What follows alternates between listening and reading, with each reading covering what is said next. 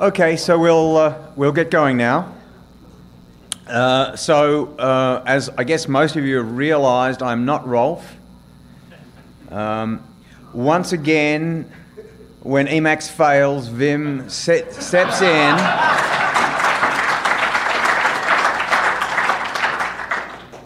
I'd love to give you a talk about Emacs as a Vim IDE, as a Vim IDE. Yeah, I'd love to give you that talk for sure.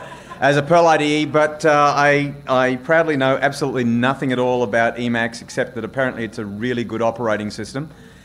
If only it had a decent editor. And of course I also know how it was named: Escape, Meta, Alt, Control, Shift. So, all of my development is done in Vim. I don't know that I actually use it like an IDE, but I've been adding features and plugins to Vim that make it more and more like that. I'm assuming that most of you have at least the Perl.vim plugin installed, which apparently gives you good syntax highlighting. I don't use syntax highlighting, so I wouldn't know. Actually, I do use syntax highlighting, but I rejigged it entirely so none of the colors change. And that makes it much more useful to me. I'll talk about that in a minute. The first thing I would say is I apologize for the crudity of this presentation. I only had like 20 minutes to put it together. And what I thought I'd do, rather than show you slides and talk about stuff, is just go into Vim and do stuff and let you see how I've got Vim configured and how I've set it up to do these kind of things. Now, there's no way I'm going to be able to give you the names of all of the plugins and everything, so what I'm going to plan to do is put together a tarball, which we'll put up on the website afterwards in lieu of slides for this one, so you can just grab all the stuff that I'm going to be showing you. All I really want to do is inspire you and give you some ideas about what you can do with Vim. Now, the very first thing to say is, have you ever needed to create a .pl or a .pm file? Anyone in the room needed to ever? Okay. I need to do that all the time. I'm writing things all the time. And it kind of was very annoying to me that when I would fire up Vim, what I would get would be the empty file. Because that's the hardest part of programming, is the nothing, the tyranny of the blank page. So I said, I'm not having that anymore. So someone give me an unlikely name for a file, for a .pl file. Unlikely. Unlikely. Emacs.pl. How's that?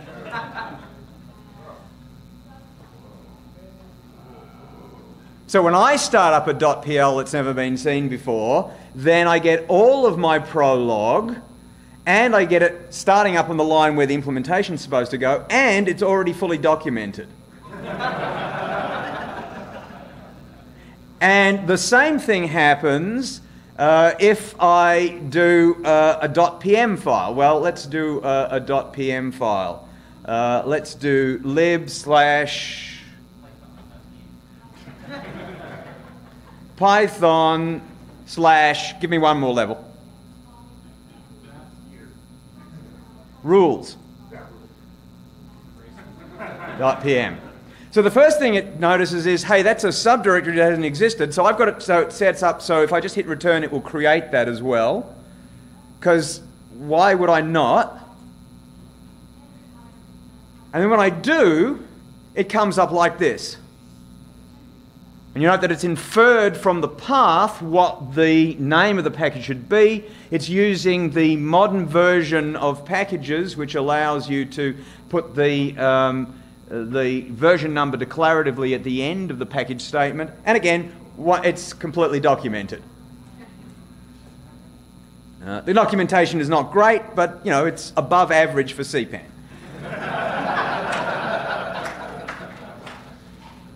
So I don't see why your editor shouldn't be doing, and it isn't Vim why your editor shouldn't be doing that. It just seems to make sense to me. Now, when I've actually written some Perl code, so let's go to one that I actually wrote.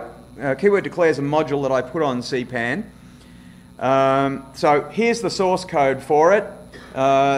It's a fairly big module.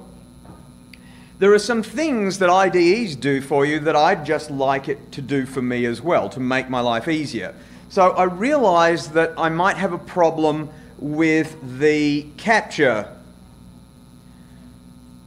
variable, and it doesn't have one. Okay, that's going to be a real problem immediately, because I thought that was the demo that I was doing here. Let me see, maybe I want to go to demo whatever, and this is Regex Debuggers source code, capture. Yeah, okay, so I've got the capture variable. Now, I've got it set up so that whenever I am over a variable, down the bottom there you can see it saying, you're over capture, and that tracks capture groups. So it's detecting the declaration of the variable and the comment at the end of it, but then it gets... Sorry, Larry?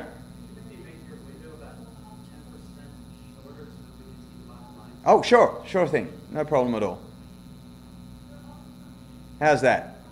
That okay? Yeah, I just controlled L, so it should be okay. Yeah, there. So that's better? Happier with that?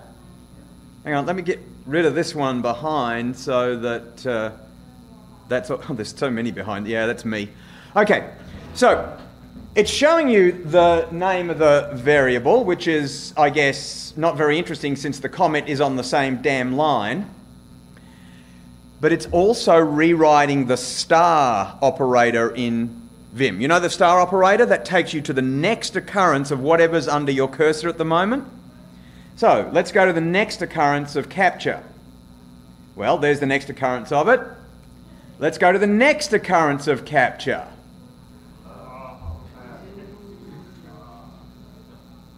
You in love? No, it's just lust. But look, it's still telling you the name of the variable as well. And the really cool thing about this is if I misspell that,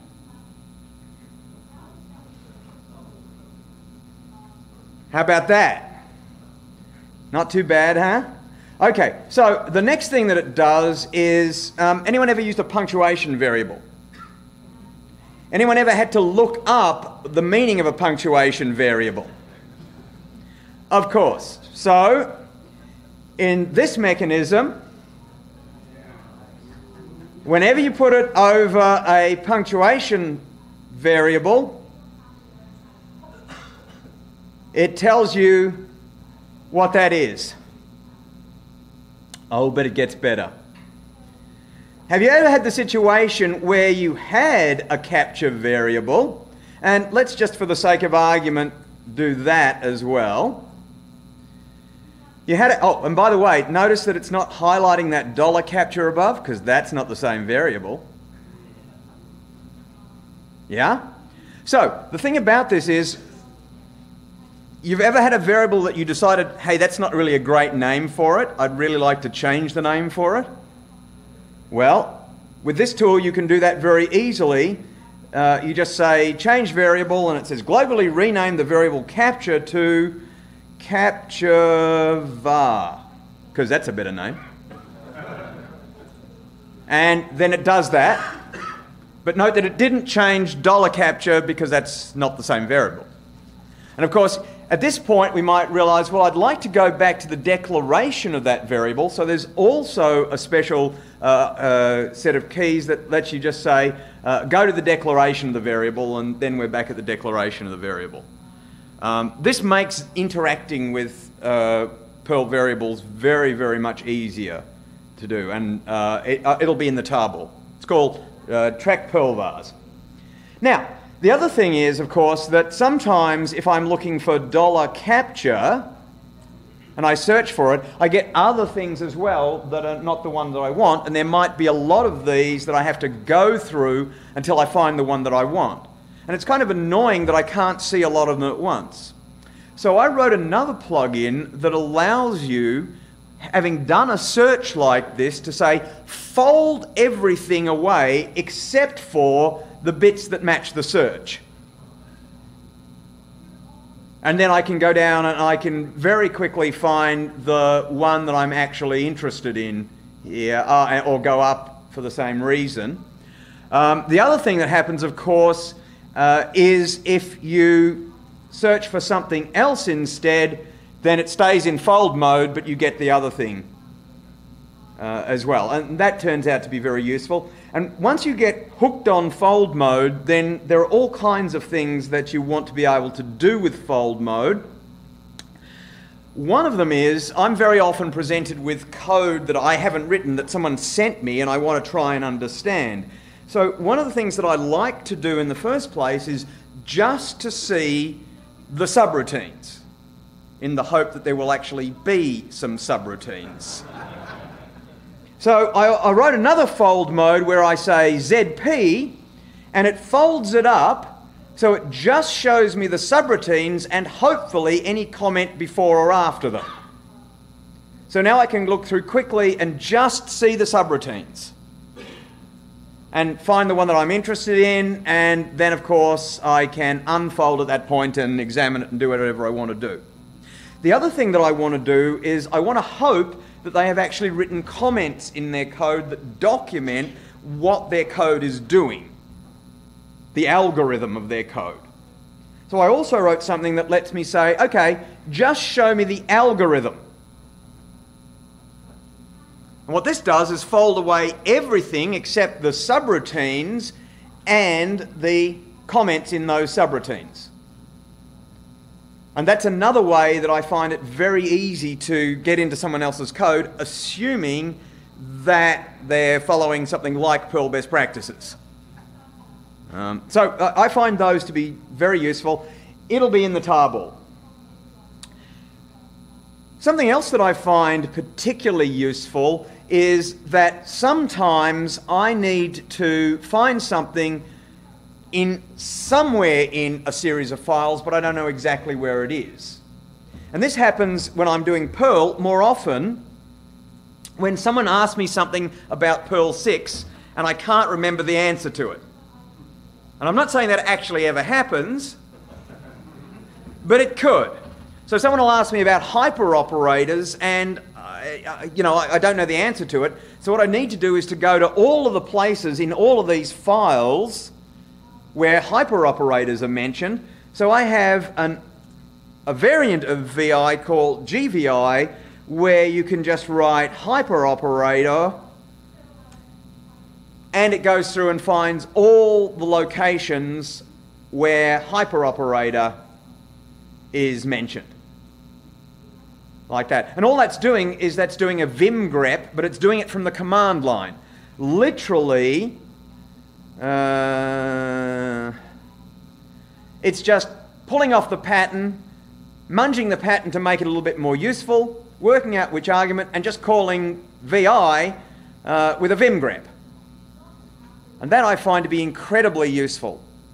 If you've got a large code base within a particular project and you want to find the places where this happens, I also use it quite frequently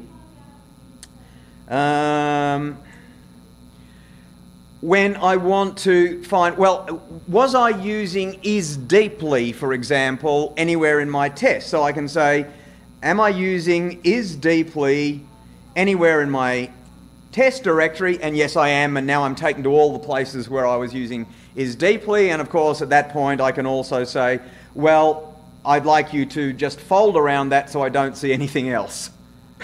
And these things start working together reasonably well. Okay, what else can I show you? Oh, here's a good place to be in the first place. Is there anyone else in the room who, like me, likes to line up their fat arrows? Right. So this works incredibly well right up to the point until you say hidden col, and that will presumably be black on black.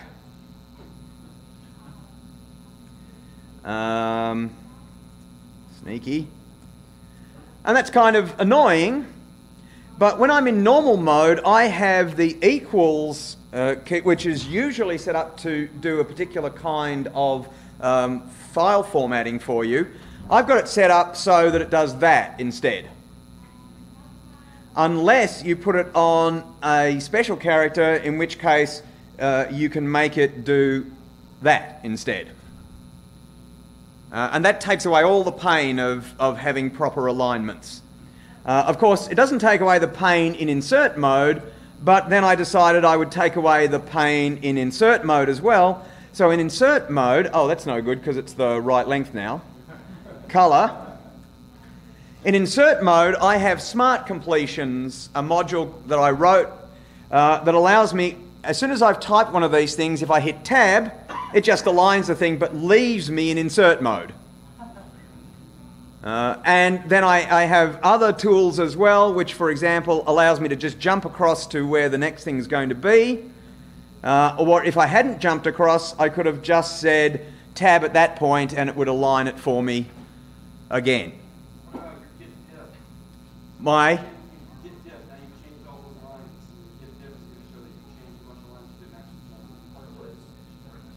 Well, it's absolutely worth it. I don't care. And if you don't want to do it, don't do it. I've no problem with you not doing it, but I really like completion. Who likes completion? Yeah? So let me show you a problem with completion. So if I said fail call here, and then I was going to go back in and say, no, I don't actually want it to be fail call. I want it to be, so I'm going to tab at this point to see what I get. Do I get match call somewhere? Please let me get match call somewhere. There it is. Now, have you ever done this where you kind of wanted to complete in the middle of a word and you're going to end up with the thing doubled there? Watch what happens when I escape. I wrote a module, a plugin that just, when you do that kind of completion, says, you know, have a look whether the thing that you just completed before is doubled, and if it is, then single it. Yeah, that's the right verb. But I've got completions for all kinds of things. I am unbelievably lazy, so if I'm going to have a string, I'm not going to want to type the second double quote at the end there, so I have a completion that will do it for me and leave me in the middle. The other thing it'll do is, if I've just completed like that and I do it again, it'll give me a new line and leave me in the middle. And of course, if I have a for loop, I'm trying to do it in Perl 6, hang on. If I have a for loop, then I open that, well, I hit tab once, I hit tab twice, and I get that behavior instead, which is kind of nice. And I've got this for all kinds of things. For example, if I want to do a match, here I can say match, and now it will give me match with the XMS, which is still the right answer despite what Dana had to say. And indeed, if it had been an S, then it would give me the full block there. And at that point, I went absolutely insane because I realized there's no way that I want to write out the full structure of a for loop. So I said, if you type for and tab, do this.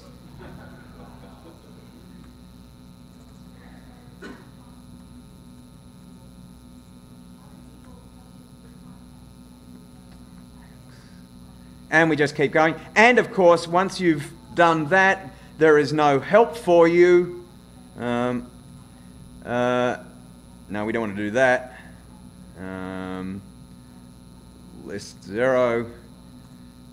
Because then you'll want to do it for if. And you'll want to do it for while, and so on and so forth. So I just said, well, because I could. Okay, do I have, I think I've covered most of the things that I wanted to tell you about there. One other thing that I'll show you, have you ever had to go from one file that you were editing to another file in Vim? Yeah, I do it all the time. So I set up something that made it easier, especially for the kinds of hierarchies that I navigate. So I've got a go-to plugin that when you say go-to, it shows you where you could go to. And when you start typing something in there, it'll show you the possibilities of it, which you can complete again. And as soon as it gets down to a unique answer, it fully completes on that unique answer. And then you don't have to finish typing, you just say go to that and you go to it.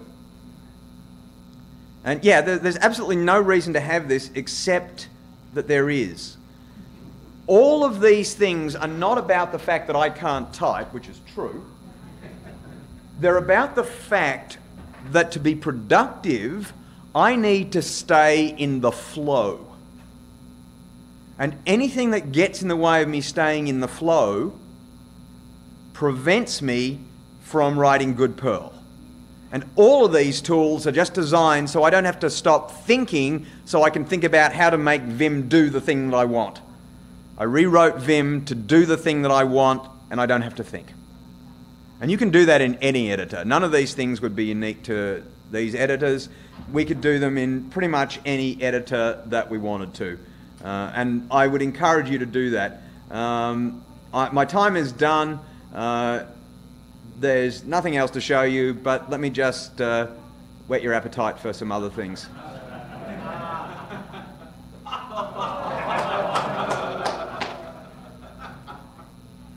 Okay, that'll be in the tarball too. Thank you very, very much.